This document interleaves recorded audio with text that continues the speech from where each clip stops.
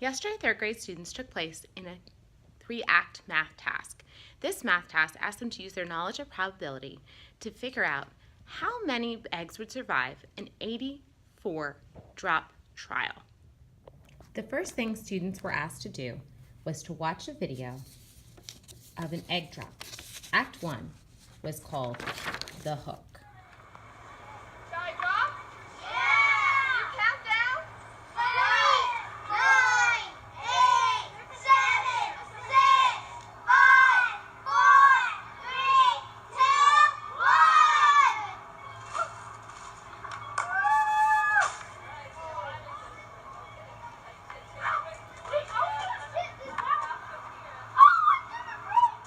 During this estimating time, students were asked to have a low estimate and a high estimate, something they figured was too low for the actual number of eggs to survive, and something they figured was too high. For instance, out of 7 total eggs might survive, and asked to pick their third estimate, the central one that they believed was the number of eggs that would actually survive out of 7.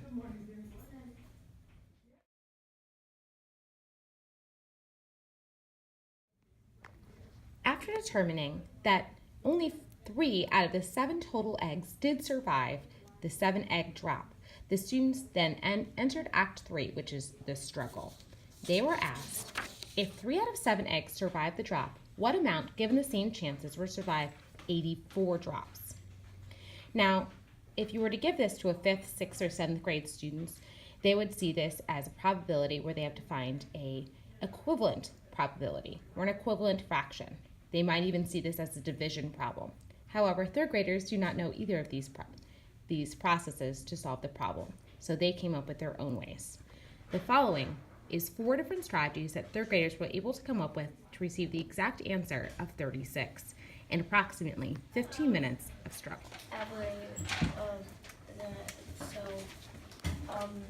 Like if 3 every 7 eggs survived, then they counted up all the 3s, and all the 3s was equal to 36. Fantastic work. Andre, can you tell us about your strategy? So I did 2 groups. So first I did 3. I had to buy 3s. 2 groups of like 3s. Or I don't exactly. Like I added 6. And the other one is that I added like 17, and I got to 84, and I got to 30 by adding 6 in this space, because I got 36 by adding 6 in this. So.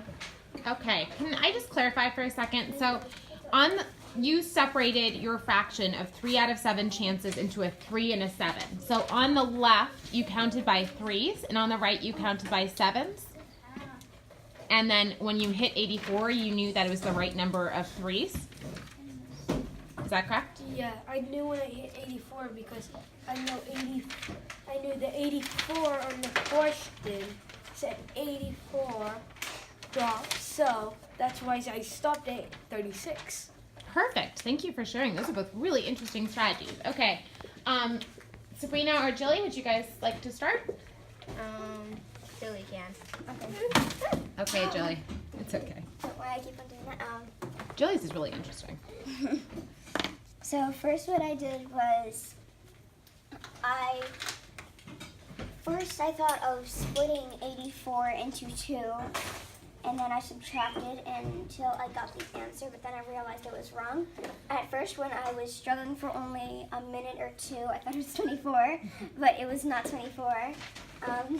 Until I did it a more struggling, way.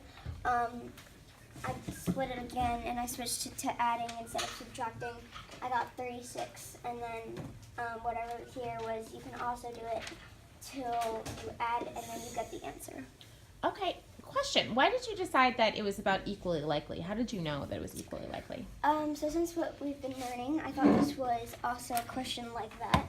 And at first, when I thought it was 24, I thought maybe if I split it and I would add or subtract.